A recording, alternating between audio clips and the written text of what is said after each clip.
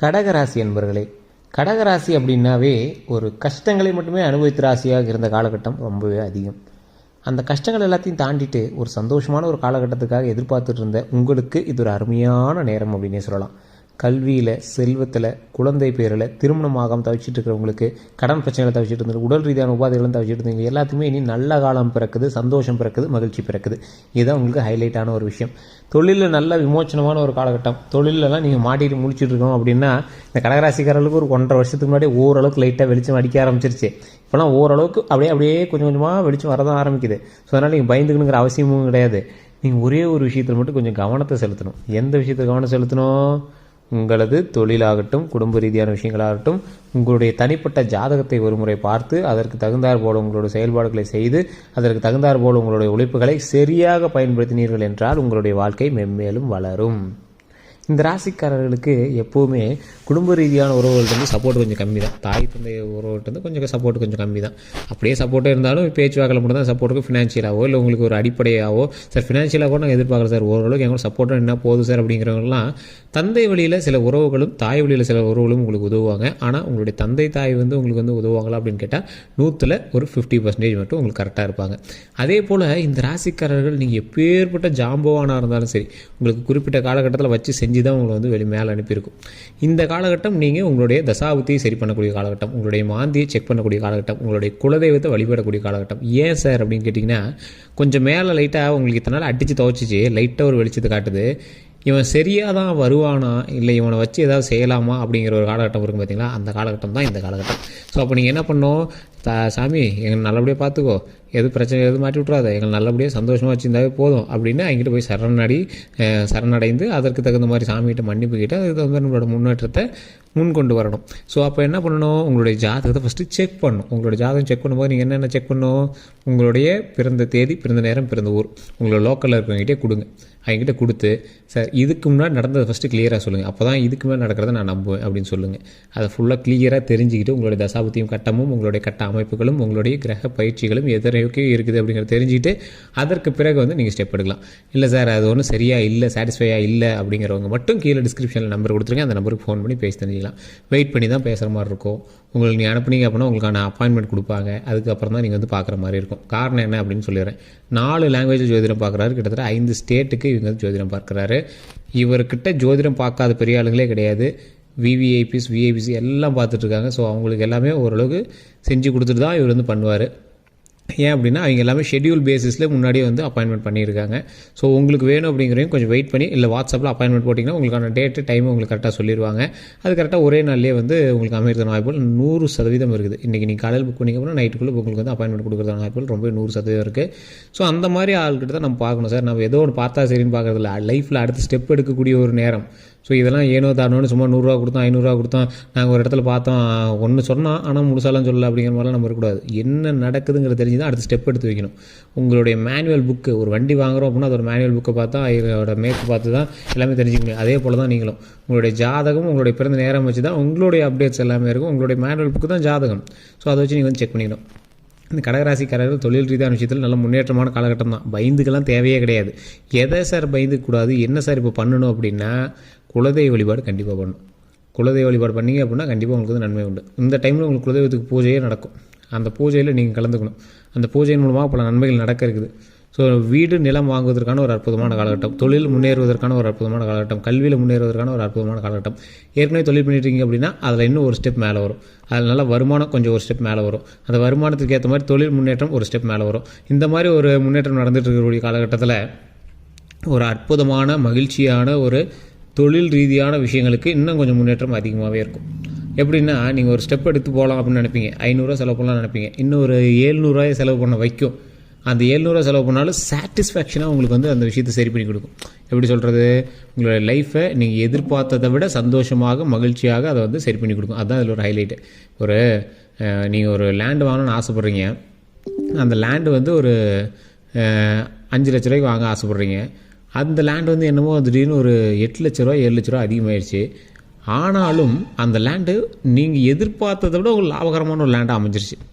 நீங்கள் சாட்டிஸ்ஃபையாக உங்களோட லைஃபே சாட்டிஸ்ஃபை பண்ணுற அளவுக்கு கொஞ்சம் நல்லா அற்புதமான லேண்டாக வந்து அமைஞ்சிச்சு. அது மாதிரி தான் வந்து உங்களுடைய சாட்டிஸ்ஃபேக்ஷன் லெவலை வந்து அதிகப்படுத்தக்கூடியது ஒவ்வொரு விஷயம் பாருங்கள். நீங்கள் பொண்ணு பார்க்க போயிருப்பீங்க, ஏதோ ஒரு இடத்துல நல்ல பொண்ணாக கல்யாணம்னா போதுங்கிற ரேஞ்சில் போயிருப்பீங்க. ஆனால் நீங்கள் எதிர்பார்த்தது என்னமோ ரொம்பவே மகிழ்ச்சியான சந்தோஷமான ஒரு வாழ்க்கை துணையை நீங்கள் வந்து தேர்ந்தெடுப்பீங்க. அதன் மூலமாக பல நன்மைகளும் வரக்கூடிய வாழ்க்கையும் வந்து முன்னேறி வரும். இந்த அளவுக்கு தான் வரக்கூடிய நாட்கள் அமையுதுங்க. இந்த கடகராசிக்காரர்களுக்கு இத்தனை நாள் பட்ட கஷ்டத்துக்கு கடவுள் ஒரு ஆன்சர் ஷீட் கொடுக்கணும்ல. இத்தனை நாள் பட்ட கஷ்டத்துக்கு நீ ஏதாவது சம்பளம் போட்டு கொடுத்துருக்கணும்ல, அந்த கஷ்டத்தெல்லாம் தாண்டி எங்களுக்கு ஒரு நல்ல மகிழ்ச்சியான காலகட்டத்தை நீ கொடுக்கணும்ல அப்படின்னு கேட்டுருந்தவங்களுக்கு இந்த காலகட்டம் தான் ஒரு அற்புதமான ப்ரைஸ்.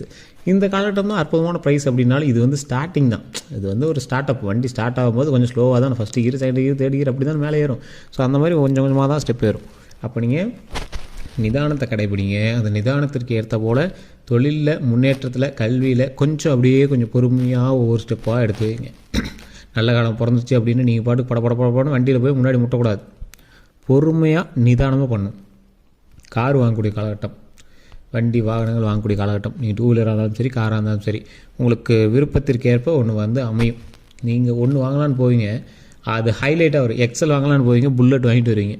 அந்த மாதிரி, அதாவது ஒரு 5 லட்ச ரூபாய்க்கு செகண்ட் ஹேண்ட் கார் வாங்கலான்னு போவீங்க, ஒரு நல்ல ஒரு லக்ஸுரியான காரை ஒரு 12 லட்ச ரூபாய்க்கு வாங்கிட்டு வருவீங்க. ஒரு ரொம்ப லக்ஸுரின்னு சொல்ல முடியாது, ஒரு லக்ஸுரியான கடை வாங்கிட்டு வருவீங்க. ஸோ அந்த மாதிரி ஒரு காலகட்டம் அப்படிங்கிறதுனால கடை வாங்கியே ஏதோ ஒன்று உங்களுக்கு சாட்டிஸ்ஃபேக்ஷனாக பண்ணிடுவீங்க. அதே போல் இந்த ராசிக்காரர்கள் இத்தனை நாள் கடன் வாங்கிட்டு இருந்தீங்க, இப்போ கடன் கொடுக்குற அளவுக்கு பெரிய ஆளாயிருப்பீங்க. அப்படியே மைல்டாக எங்கே சார்னா கடன் இருந்துட்டு தான் சார் இருக்குது அப்படின்னீங்கன்னா கொஞ்சம் கொஞ்சமாக சரியாகும். எல்லாத்துக்கும் ஒரு குறிப்பிட்ட ரேஞ்சில் இறக்கி ஏற்றும் பார்த்தீங்களா, அந்த மாதிரி நீங்கள் இறக்கிட்டீங்க. இதுக்கு மேலே ஏறி வருவீங்க. ஸோ இந்த ஏறி வரக்கூடிய காலகட்டத்தை நம்ம சரியாக பயன்படுத்தணுமா இல்லையாங்கிறத மேட்டர். ஸோ சரியாக பயன்படுத்தணும் அப்படின்னா நல்ல ஒரு மகிழ்ச்சியான, ஒரு சந்தோஷமான, ஒரு அற்புதமான காலகட்டமாக வரக்கூடிய காலகட்டங்கள் அமையுது. தொழிலில் நல்ல முன்னேற்றம் கிடைக்குது, கல்வியில் நல்ல முன்னேற்றம் கிடைக்குது. இப்போ நீங்கள் ஒரு முக்கியமான ஒரு விஷயத்தை நோட் பண்ணிக்கணும். ஒரு பேப்பர் எடுத்து கூட எழுதி வச்சுக்கோங்க. ஓம் ஸ்ரீ வராகி அம்மனை போற்றி, ஓம் ஸ்ரீ வராகி அம்மனை போற்றி, ஓம் ஸ்ரீ வராகி அம்மனை போற்றி. இதை கண்டிப்பாக கமெண்ட் செக்ஷனில் ஒரு 3 டைம் டைப் பண்ணிக்கோங்க. எப்போ நீங்கள் ஃப்ரீயாக இருந்தீங்க அப்படின்னாலும் சரி, இந்த வராகி அம்மன் வழிபாடை நீங்கள் கண்டிப்பாக பண்ணுங்கள். ஓம் ஸ்ரீ வராகி அம்மனை போற்றி, ஓம் ஸ்ரீ வராகி அம்மனை போற்றி, ஓம் ஸ்ரீ வராகி அம்மனை போற்றி. ஏன் சார் வராகி அம்மன் வழிபாடு இப்போல்லாம் ட்ரெண்டிங்கில் போயிட்டுருக்கு அதனாலையா சார்? இப்போ ட்ரெண்டிங் இல்லை சார், 1000 வருடங்களுக்கு முன்னாடியே அது ட்ரெண்டிங் தான். ராஜராஜ சோழனுடைய குலதெய்வம் அப்படின்னு சொல்லக்கூடியவங்க வராகியாக வணங்கப்பட்டது. இன்றைக்கி தஞ்சை பெரிய கோயில் போனீங்க அப்படின்னா முன்னாடி வந்து வராகி அம்மன் சிலை தான் இருக்கும். அதற்கு பூஜை பண்ணதுக்கு பிறகு தான் உள்ளே இருக்கக்கூடிய மற்ற தெய்வங்களுக்கும் கருவறையில் இருக்கக்கூடிய சிவபெருமானுக்கும் அபிஷேகம், மற்ற ஆராதனைகள், மற்ற பூஜைகள் பண்ணுறாங்க. காரணம் என்ன அப்படின்னா, அந்த தஞ்சை பெரிய கோயில் கட்டுவதற்கு முன்னோடியாக இருந்தது அவங்களுடைய குலதெய்வம் தான். அதாவது கருவூரார்கிட்ட இப்படி ஒரு விஷயம் நடக்குது, கோயில் கட்டலாம் அப்படின்னு ஆசைப்படுறோம்னு முன்னாடி சொல்லிட்டு இருக்கும்போது, திடீர்னு ஒரு நாள் போருக்கு போயிட்டு இருக்கும்போது திடீர்னு முன்னாடி வந்து இந்த ராஜா வந்து போயிட்டு இருக்கும்போது, ராஜராஜ சோழன் போயிட்டு இருக்கும்போது முன்னாடி வந்து ஒரு பன்றி முகம் வந்து அந்த இடத்துல வந்து ஒரு 3 சுரண்டுச்சான் காவேரி நதிக்கரை ஓரத்தில். என்ன இந்த இடத்துல இப்படி வருது அப்படின்னா அது பின்தொடர்ந்துட்டே போனால் திடீர்னு காணாமல் போயிடுச்சான்.